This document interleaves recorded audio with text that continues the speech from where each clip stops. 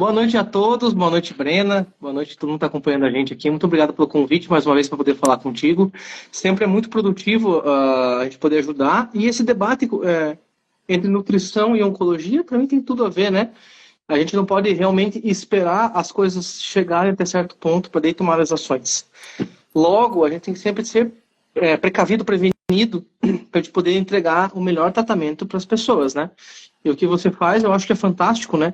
De você conseguir educar as pessoas, porque é só através da educação que a pessoa vai poder realmente mudar a si mesmo, né? Não vai ter como a gente dizer assim, você vai fazer isso, isso, isso. Porque tudo que é meio imposto, assim, a gente não faz, né? Eu digo por mim mesmo ganhar essa consciência, né? Entender o porquê. Que a gente só consegue fazer quando a gente entende o porquê. Você estava comentando sobre a questão do pesquisa, né? De massa muscular. Realmente é um tema muito importante na medicina.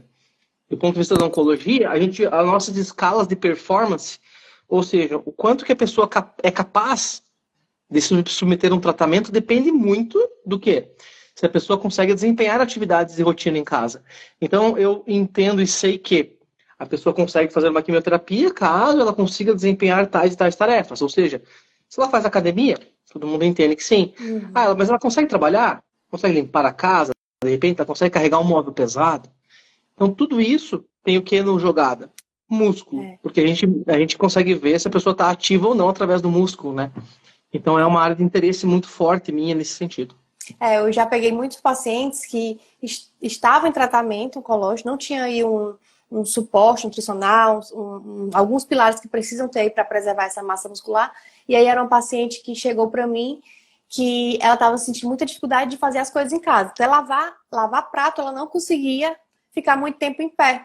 E eu falei para ela, existe sim alguns testes que a gente faz, como se fosse uma triagem para identificar se você está perdendo massa muscular ou não, que é subir escada, sentar e levantar da cadeira. Às vezes a pessoa, só em botar a mão assim para se levantar, já é um indicativo, né? Já pode ser um indicativo de perda de massa muscular. Tanto que os idosos, a gente percebe que os idosos, eles já se levantam com essa dificuldade, né? Sentar em pé mesmo, fazendo atividades em pé, às vezes a pessoa se cansa. Atividades de rotina mesmo, de casa, que ficam comprometidas. E aí são testes que são feitos até para iniciar o tratamento, né? Na química, para ver o estado de performance do paciente, né? Perfeito. É exatamente isso, assim. Tanto é que a gente tem marcadores até de sarcopenia, que são marcadores até tão precisos quanto, né? Mas a gente sabe com a sarcopenia, para as pessoas que nos ouvem, na verdade, é quando a gente começa a diminuir a massa muscular. É o termo técnico para a pessoa que está atrofiando o músculo. Sarcopenia é marcador de mortalidade. Significa que doutor, eu tô perdendo massa. Isso aí é pior para mim? É muito pior, não um pouco, é muito pior. No sentido de que a pessoa não só piora o tratamento, mas a gente sabe que essas pessoas que entram em atrofia muscular acelerada têm mais chance, infelizmente, de falecimento. Logo, um tema de suma importância, né? Não tem, acho, e é pouco debatido até por sinal. E ainda tem um outro ponto que é a sarcopenia, a obesidade sarcopênica, né? Que são alguns pacientes que têm um excesso de peso, às vezes não perde peso durante o tratamento, por exemplo, câncer de mama. Câncer de mama, às vezes, a mulher faz ganhar peso ao longo do tratamento. E isso se confunde, é negligenciado muitas vezes ou pelos profissionais ou pela própria paciente, achando que não está tendo prejuízo, não está perdendo, e quando a gente vai ver, ela está perdendo massa muscular e mantendo o peso, mantendo ali a gordura, né? Que é o peso ruim. Então, perde aquele peso de qualidade. E é um paciente que depois ou se arrasta no tratamento aí, se sentindo mais cansado, mais fadigado, cheio de pausas, cheio de efeitos ruins e que poderiam ser prevenidos, né? Se tivesse feito esse cuidado desde o início. Hoje eu vi um paciente, inclusive, uma paciente, que ela tinha muita dificuldade de perder peso durante o tratamento. Ela estava ganhando peso, mas a quimioterapia ela causa uma alteração metabólica muscular, que diminui o metabolismo muscular. A quimioterapia por si diminui. Então ela não conseguia se manter ativa o suficiente, porque eu justamente interferi no metabolismo muscular. Agora imagina assim, você tem a quimio na jogada, que diminui o metabolismo.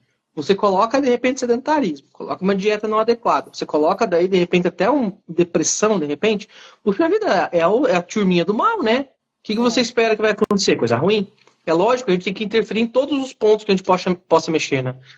Então, é isso que eu Ainda tem imagino. o detalhe do próprio tumor, né? O câncer é tão inteligente que ele libera várias substâncias para comprometer ainda mais a funcionalidade do paciente, né? E aí ele tem um marcadorzinho para o pessoal para entender, que é o PIF, que é o fator indutor de proteólise.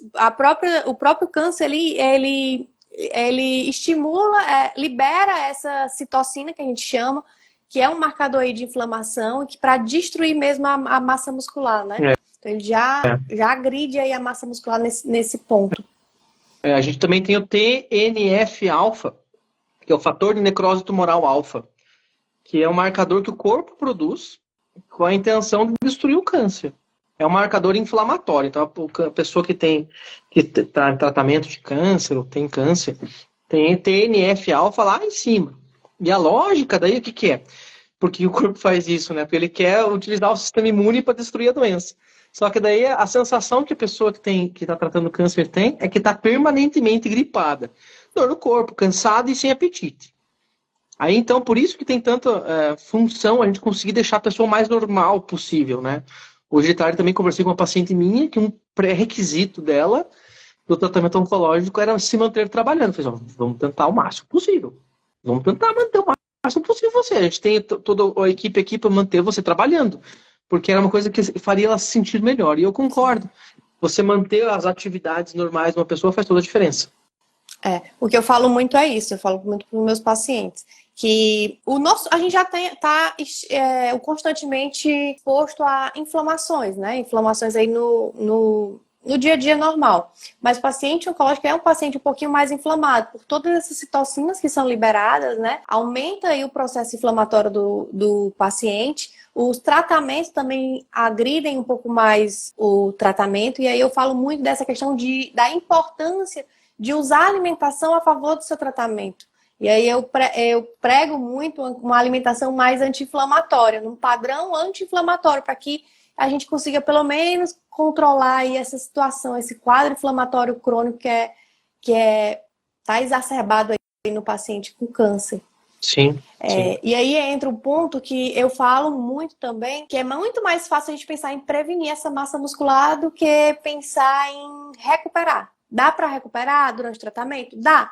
Fazendo exercício, ajustando aí a alimentação, usando alguns suplementos, mas é muito mais fácil a gente pensar em prevenir. Então, desde o início, quanto mais precoce for esse suporte do paciente, com várias áreas, né, exercício, alimentação, sono, a gente consegue aí prevenir essa perda de massa muscular. Para quem nos ouve, então, a perda de massa muscular, que é a atrofia, ela vai entrar num círculo vicioso, gente. Por quê? Ele vai se retroalimentar. A perda de massa muscular vai fazer a pessoa ficar menos forte, assim, para as atividades diárias. Então, se ela andava 2 km, ela vai andar 500 metros. Vai perdendo a força muscular. Andando 500 metros, ela vai ficar mais sedentária. Mais sedentarismo, mais inflamação. Mais inflamação, mais perda de massa muscular. Vocês entendem que isso daqui tem que ser quebrado de alguma forma?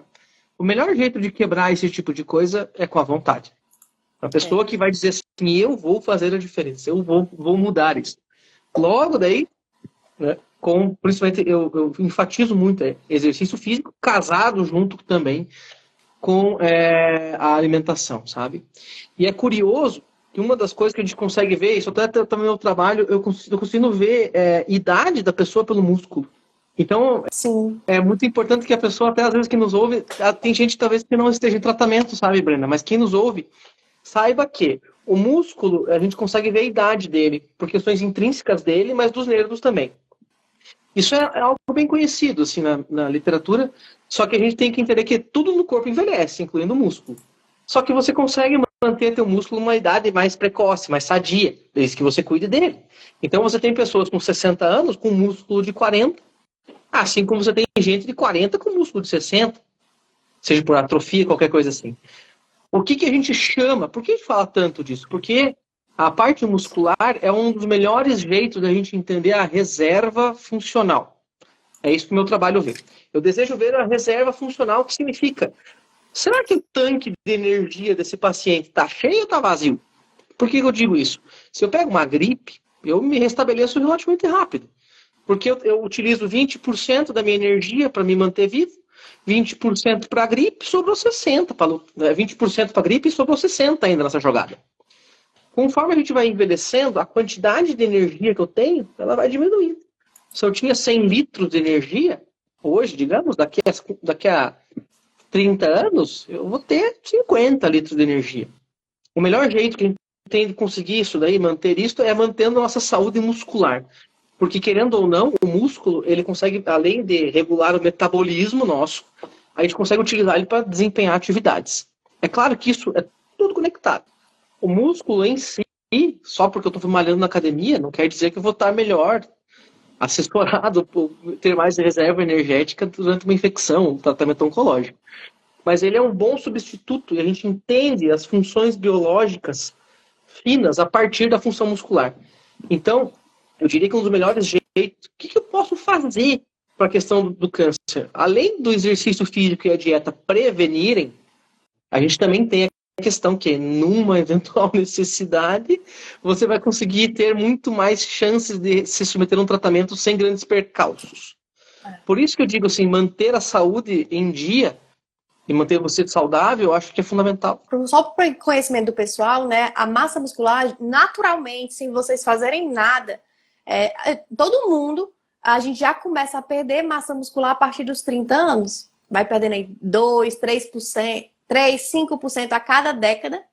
Quando vai envelhecendo, essa perda de massa muscular ela é maior, é mais intensa. Então, um idoso, 60 anos, 70, 80, chega a perder 15, 20, 30% da sua massa muscular. Isso de forma saudável, né? Fora essas questões aí que você está falando, que às vezes já tem uma pessoa que é jovem e tem uma massa muscular já de uma pessoa mais velha. É porque a pessoa foi sedentária, né? Não se cuidou. E realmente, assim, esse mito, assim, que carne vermelha faz mal, ou não sei o que faz mal.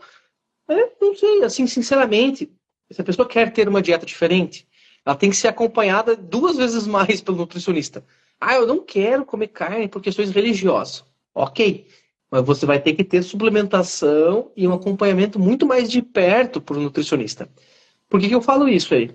Atletas de alto rendimento, o que eles consomem para poder, digamos, pós-treino? É aminoácido, que é proteína hidrolisada. Então, é a proteína mais rápida possível absorvível, que é algo muito importante, então, para a gente poder se manter saudável. Logo, essas restrições ao longo da vida, associado, de repente a pessoa fuma ou consome bebida alcoólica, aí coloca tudo isso no pacote, essa perda muscular que você falou, vai ser mais acelerada. Você vai ter mais isso. Era para você ter, 100 com 40 anos, você vai estar com 80. Mas é verdade também, né, que a gente pode prevenir a perda. Essa perda, ela vai ocorrer, sim, na média, ela vai ser 2%, 10% cada década, mas se você tiver um acompanhamento correto, seja com exercício físico e alimentação, tudo isso, vai fazer com que você se mantenha, melhor falando, vai ter menos perda. Eu acho que esse é o melhor jeito. E por tudo aquilo que a gente estava falando, Bruno, de que o câncer ele gera mais processo inflamatório, destrói um pouquinho mais a musculatura, tem os marcadores de inflamação, que é o TNF-alfa, né? Tem os próprios tratamentos que alguns agridem um pouco mais a musculatura, tem as dificuldades que o paciente tem de se alimentar da forma correta ao longo de todo o tratamento, então, às vezes náusea, diarreia, isso tudo compromete a absorção dos nutrientes. A alteração do paladar compromete muito o paladar para a carne, principalmente, e ainda tem essas restrições, né? Esses mitos, essas crenças, esse medo de comer. E aí, por todos esses fatores aí de um paciente em tratamento, eu queria começar quebrando aqui um mito que eu vejo muitos pacientes achando que já comem saudável, achando que já se alimentam bem. Eu já como bem, eu já como muita fruta, muita verdura, eu já sei me alimentar.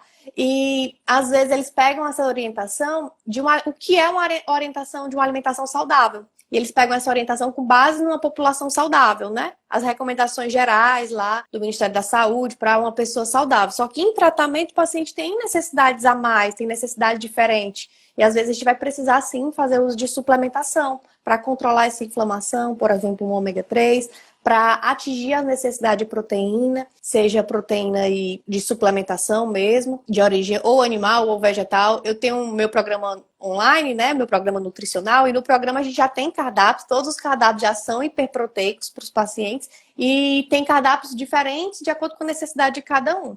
E tem cardápio, eu sou muito adepta eu não sou contra comer carne, comer proteína de origem animal, porque são as com melhor biodisponibilidade, que o corpo aproveita mais, né?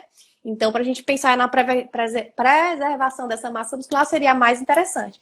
Mas respeitando aí quem é vegetariano, quem é vegano, a gente tem cardápios específicos para isso, até porque o paciente precisa dessa ingestão maior, já que a proteína de origem vegetal ela não é tão biodisponível, seu corpo não absorve tão bem, então a gente tem necessidade a mais e precisa ter muito cuidado com isso, porque às vezes, pelos sintomas do tratamento, a alimentação está prejudicada, o apetite. Então, você não vai conseguir comer aquela quantidade imensa de proteína vegetal que precisaria para bater as suas necessidades. Aí entra a suplementação. Sim. Que faz parte, sim, também do tratamento. E aí eu queria começar quebrando isso, que às vezes a pessoa acha que já se alimenta bem, já se alimenta saudável, e não está vendo aí que durante o tratamento, dependendo se é uma cirurgia, se é uma quimio, tem necessidades a mais no corpo que precisam ser trabalhadas também.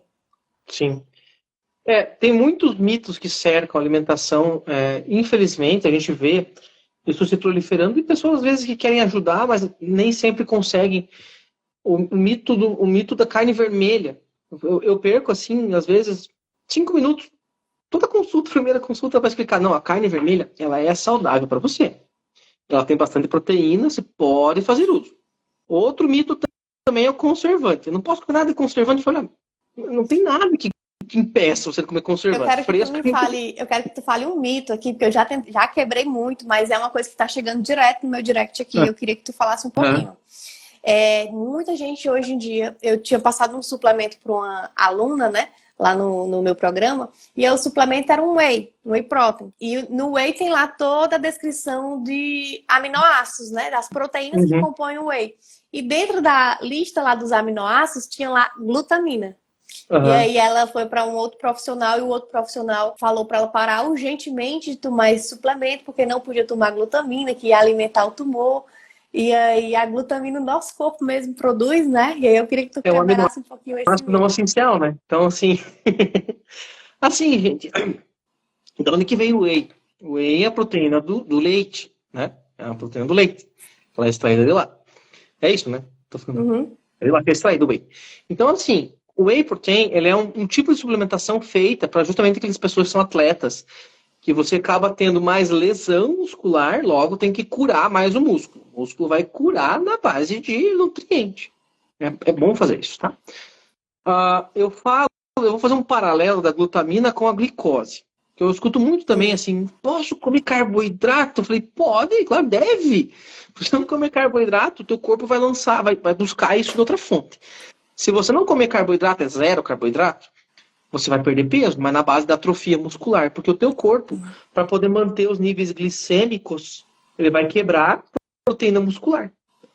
Se a gente deixar ele consumir proteína, ele vai continuar buscando o suprimento proteico. Vai quebrar a proteína do músculo. A gente tem que manter o nosso corpo bem nutrido para ele daí conseguir lutar contra a doença. Parece simplista de pensar assim, mas é verdade. Que isso desvia a função da proteína, né? O nosso corpo sadio, gente, ele tem uma capacidade muito grande de lutar contra a doença. A gente subestima isso. Porque o câncer é uma multiplicação errada. Quantas vezes isso acontece na nossa vida? Inúmeras. Inúmeras. Está acontecendo agora. Estamos ouvindo aqui, isso aqui está acontecendo. Então, o que se sucede? A gente tem mecanismos que bloqueiam isso. Sendo mecanismos relacionados à própria célula, e daí o estresse oxidativo pode piorar essa maquinaria celular de funcionar direito. Segundo, o nosso sistema imune. Se a gente não nutrir nosso corpo sadio, a gente vai estar ajudando o câncer, basicamente. Então tem que nutrir bem. Segundo, você já tem o tumor lá, e você quer, vou matar o bicho de dentro para fora, não vou dar comida. Para você que vai primeiro, felizmente. Porque não tem como. O tumor, ele tem as vias de destruir nosso corpo sadio, gente. É um cabo de guerra. O tumor tá lá daquele lado e nós estamos puxando desse lado aqui, ó. Nós queremos deixar a saúde do cara para cá. A comida tá desse lado, a comida tá do nosso lado. A comida não tá do lado do tumor, tá do nosso lado. Então, saber utilizar essas coisas, principalmente glutamina, gente, é um aminoácido. É extremamente nutritivo, tem que usar. Pode não ser essencial, mas tem que usar. Não tem como deixar de lado. Então é isso que eu penso, assim, sabe? Apesar de a gente, né, achar que soluções mágicas, infelizmente a gente não achou ainda. Aí precisamos lançar a mão de um monte de arma, gente, para lutar contra o câncer. Não tem uma bala de prata ainda. Eu gostaria que tivesse, vou deixar de comer isso, vai resolver. Não tem. Porque às vezes você deixa de tomar um suplemento que é muito bom, né? Um suplemento de proteína, por causa da glutamina, porque é a mesma coisa da glicose, né? Entra no mesmo ponto, que aí o câncer se alimenta O câncer é uma célula do nosso corpo, então ele vai se alimentar da mesma forma que as nossas células, só que de uma forma muito mais inteligente, né? Se a gente deixa de ofertar algum nutriente, deixa de ofertar o carboidrato, ele vai desviar a função aí dos outros nutrientes que a gente tem disponível. Proteína, começar a degradar mais a musculatura. Então, é importante que vocês consumam carboidrato, proteína, gordura mesmo, tudo em equilíbrio para que cada um faça a sua função. E aí, por exemplo, gordura anti-inflamatória, né? Ômega 3, ajuda aí a preservar mais a musculatura, ajudar mais aí nessa questão dessas citocinas inflamatórias que são liberadas pela doença. Então, a gente deixa o corpo um pouquinho mais calmo. O carboidrato é fonte de energia. Então, a gente está dando aí carboidrato não em excesso, vocês não vão ficar comendo açúcar aí, em excesso, né? Que senão você vai gerar mais processo inflamatório também. Mas o carboidrato para ter aquela função de energia, para que a proteína que você for comer, ela seja usada aí para o que ela precisa mesmo. Que é um nutriente aí é um tipo um diamante, né? Então, a proteína você tem que ser usada aí para algo que ela realmente tem uma função excelente, que é de massa muscular, dessa preservação. Agora, se você reduz aí o consumo de proteína mesmo, seu corpo vai degradar um pouco mais. Se você reduz o consumo de carboidrato, vai pegar da proteína. Então, muito cuidado aí com essas restrições, porque essas restrições podem causar aí prejuízos maiores durante o tratamento. Sim. É muito mito, infelizmente, que tem que ser desvencilhado. E aí, como a gente falou lá no comecinho, a educação, gente.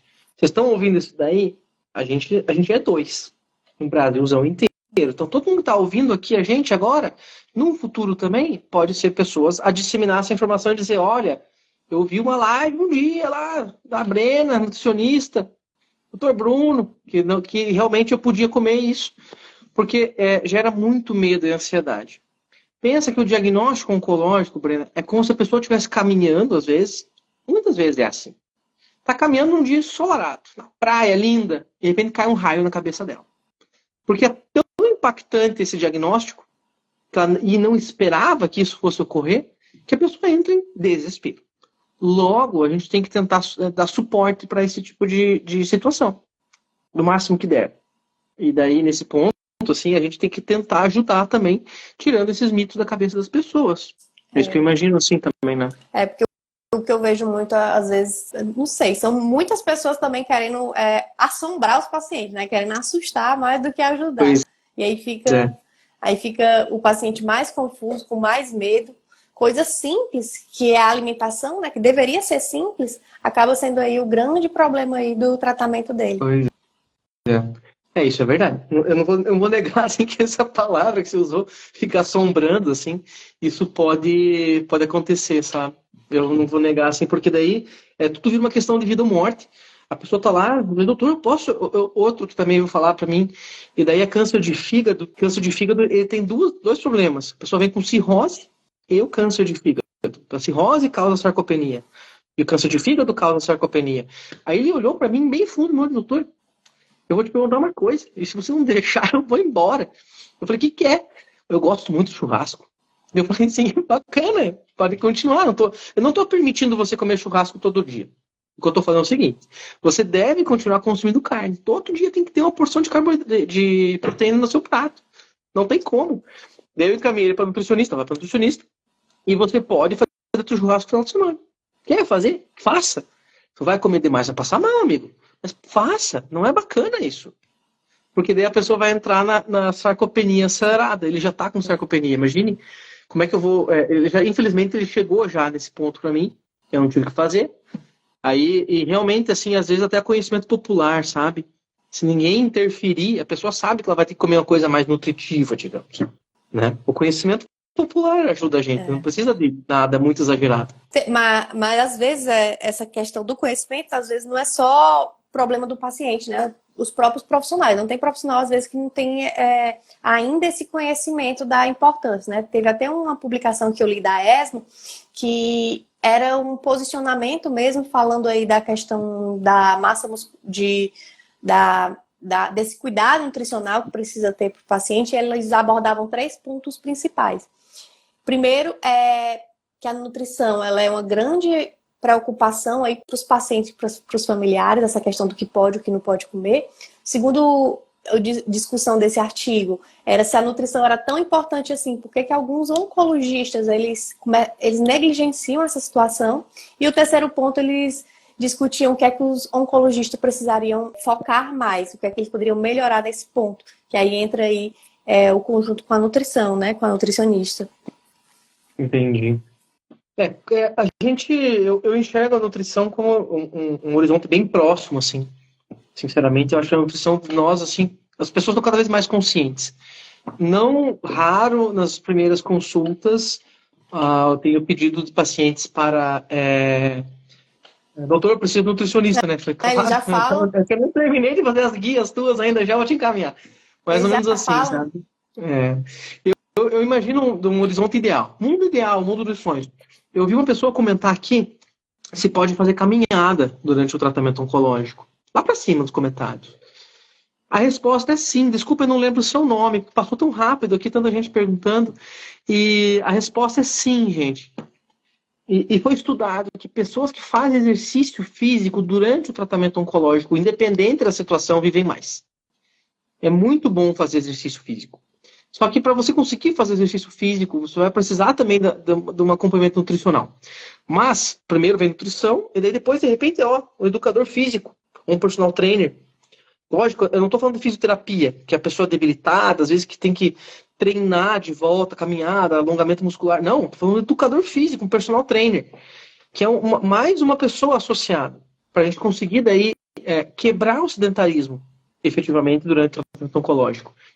Isso, para mim, é um pouco mais longe, porque a gente ainda precisa vencer as barreiras iniciais, porque, infelizmente, né, a gente sabe que, por exemplo, pacientes do SUS, nem sempre a consulta de nutricionista está disponível rápido quando precisa. Ou, às vezes, vê uma vez no mês, uma vez a cada 2 meses, e daí não consegue ter o contato adequado de escrever e detalhar todo o cardápio. E fazer cardápio é complexo. Muitas vezes o paciente não tem aquilo disponível em casa. Ele não consegue comprar, ou não é a época, ou qualquer coisa que valha da cultura da pessoa. Então, eu imagino assim, vencendo a barreira da nutrição, a gente vai conseguir pegar o outro. E daí vai ser exercício físico. Que a pessoa, não é que ela pode, ela deve fazer. Ela tem que fazer exercício físico. Só que daí tem que vencer aquele outro barreira. E talvez ainda, às vezes, ali pertinho também tá o enfermeiro, o farmacêutico, psicólogo, nutricionista. Tem toda uma cadeia de pessoas que tem que ser vencidas para a gente conseguir. Enquanto a gente não tem isso disponível de rotina, quem nos ouve, nos assiste, saiba que fazer exercícios sempre é ótimo. O ser humano foi feito para caminhar. Tem que caminhar, gente. Então, a gente tem que caminhar. Tem que dar um jeito de sair de casa. Se você consegue dar uma volta na quadra, você vai dar uma volta na quadra. Se você conseguir caminhar 1 quilômetro, você vai caminhar 1 quilômetro.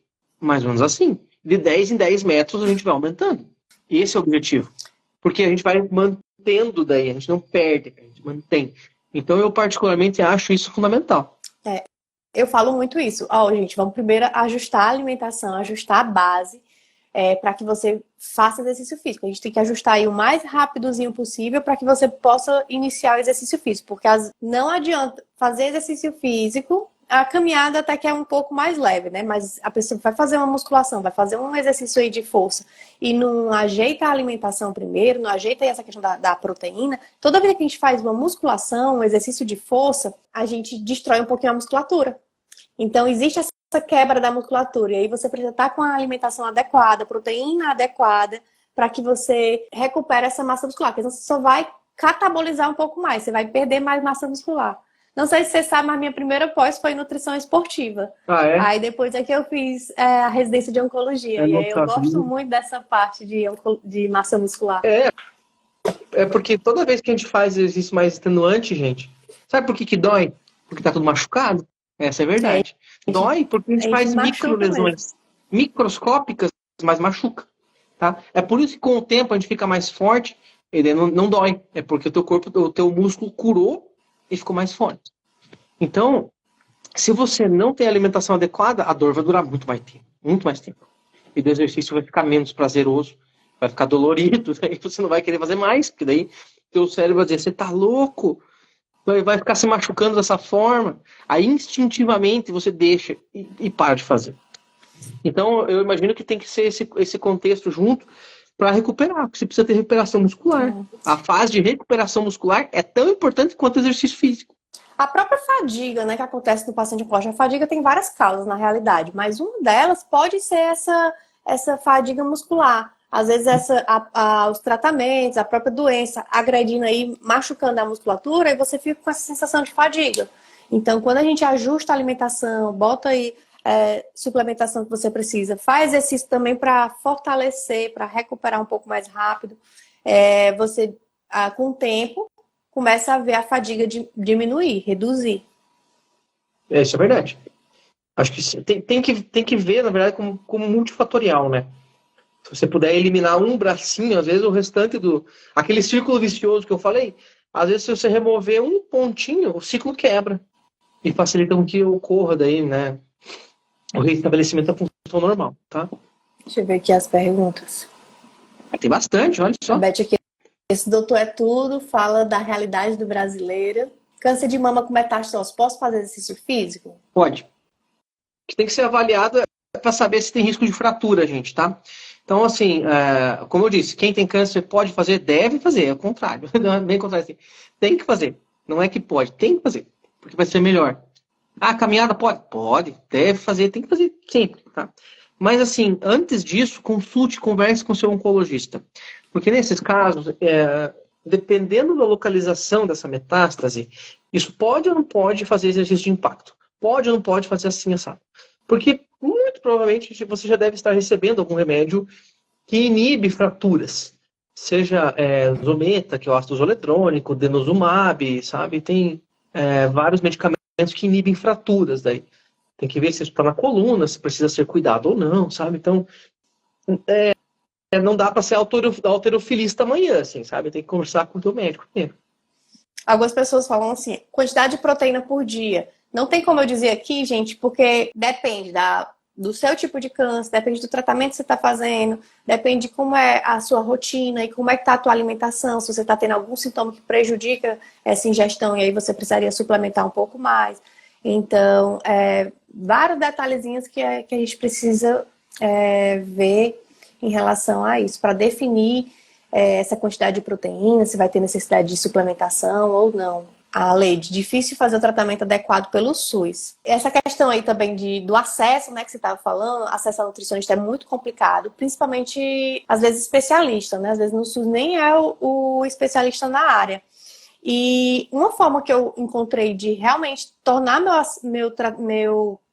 meu atendimento mais acessível, eu comecei na pandemia fazendo uma formação online para nutricionistas, para ensinar nutricionistas, porque tem poucas nutricionistas oncológicas no Brasil, e aí eu criei uma formação online para ajudar nutricionistas a atenderem pacientes oncológicos com segurança, auxiliar aí porque eles precisam. E aí, no meio da pandemia, eu tive uma outra ideia, que foi desenvolver um programa nutricional específico para paciente, para que eu conseguisse ajudar diretamente eles.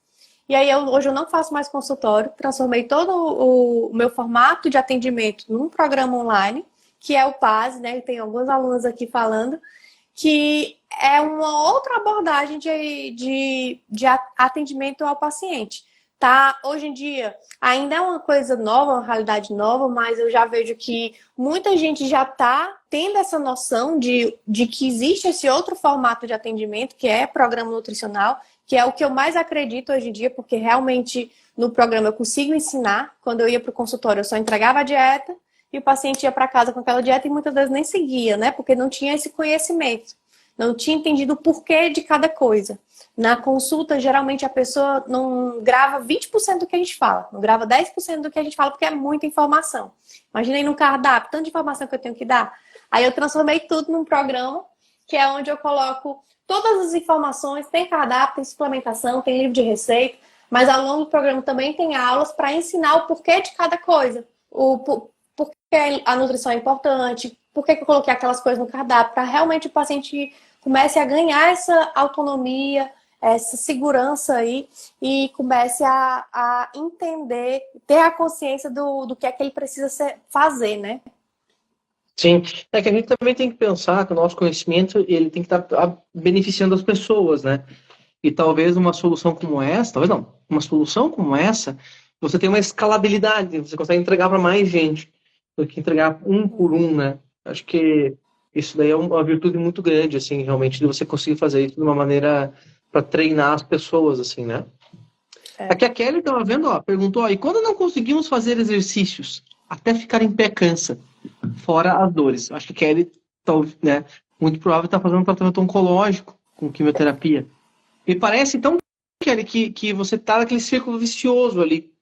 Dói, daí não faz menos exercício, talvez, né, tua alimentação não está adequada o suficiente, aí você fica mais inflamado, a inflamação gera mais dor, sabe? Então, às vezes, quebrar um ciclo. E por incrível que pareça, Kelly, quebrar esse ciclo vai te ajudar a melhorar.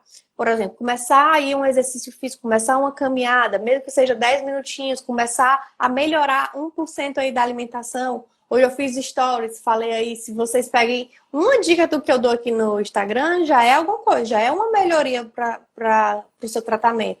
Então, é começar aos poucos, que com o tempo, de forma gradual, vocês vão começar a ver outras melhorias. A gente está tentando explicar, né? A nutrição, a parte nutricional e exercício físico é o que está mais rápido, né? É o mais instantâneo. Porque a quimioterapia, às vezes, eu não consigo mexer. Eu não tenho como parar o tratamento. Então, é o que tem à mão, né? Tem que fazer primeiro por aí. O pessoal falou bastante do Paz aqui, ó, tá elogiando, ó. A Beth, o programa Paz é ótimo, me ajudou muito, fora a disponibilidade da Brenda tirar nossas dúvidas. Cris, Paz é ótimo. Doutor Bruno, eu queria que você desse um fechamento aí. O que você quer deixar de mensagem para as pessoas? É um tema bem amplo. A gente tenta sempre dar uma pincelada. E é muito do que a gente estava pensando e vivenciando, né? De trás as coisas que estão acontecendo no nosso dia a dia também. Não tem como falar, gente, de tratamento oncológico sem falar da pessoa, da função muscular dela. Então a gente vai precisar falar sempre. Faz parte da minha rotina. Estabelecer e saber como é que está, né, digamos assim, a funcionalidade, o que consegue fazer de desempenho. Caso a pessoa não consiga, por exemplo, assim, não consigo caminhar até o banheiro sem cansaço. Isso é um marcador para mim que se eu fizer quimioterapia, a pessoa vai ficar muito mal. Logo, eu utilizo dessas ferramentas para entender, né, o quanto de reserva a pessoa tem para fazer o tratamento. Logo, entendam que tudo que a Brenda está falando aqui agora de cuidado muscular vai estar intrinsecamente relacionado a toda a jornada. Não é um ponto só. É 100% da jornada do tratamento oncológico. É na cirurgia. Tudo está relacionado. Porque se precisar fazer alguma intervenção um pouco mais intensa, isso vai fazer com que a gente daí precise ter essa reserva funcional. Logo, tem que cuidar para não perder. Porque depois que perde, a gente para recuperar vai demorar 3, 4 vezes mais tempo do que aquele tempo de intervenção que foi dado lá no começo, tá? Imunidade, né? Também entendo que existe um fator de imunomodulador, né? Que você vai ter do músculo, das funções normais.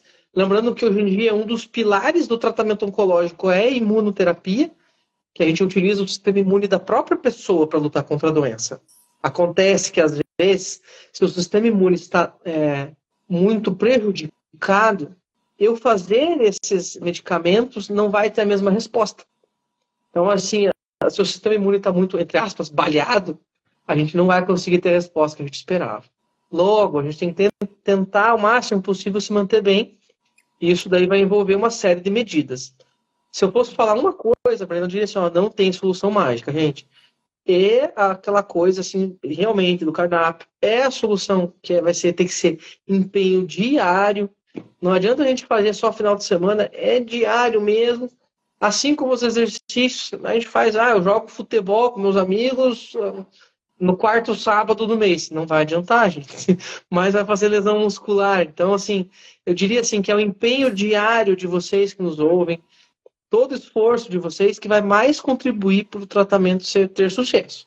Então, é justamente essa força de vontade das pessoas e quererem se curar que vai fazer a pessoa realmente ficar melhor.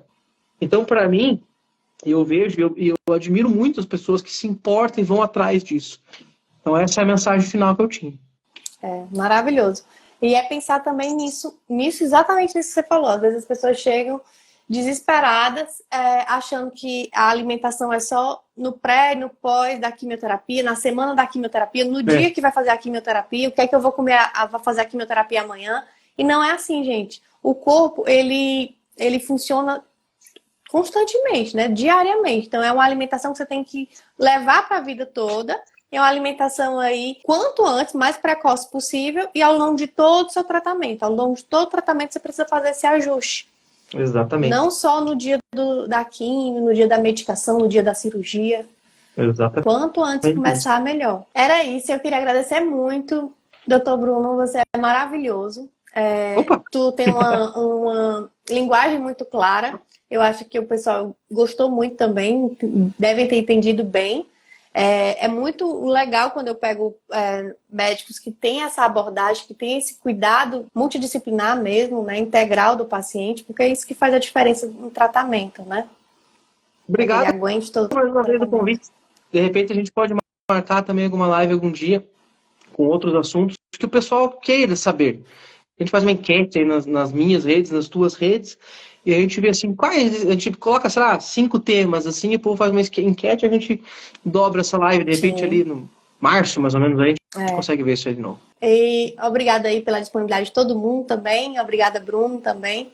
Fica com Deus. Obrigado, boa noite a todos. Tchau. Até mais, tchau. Até.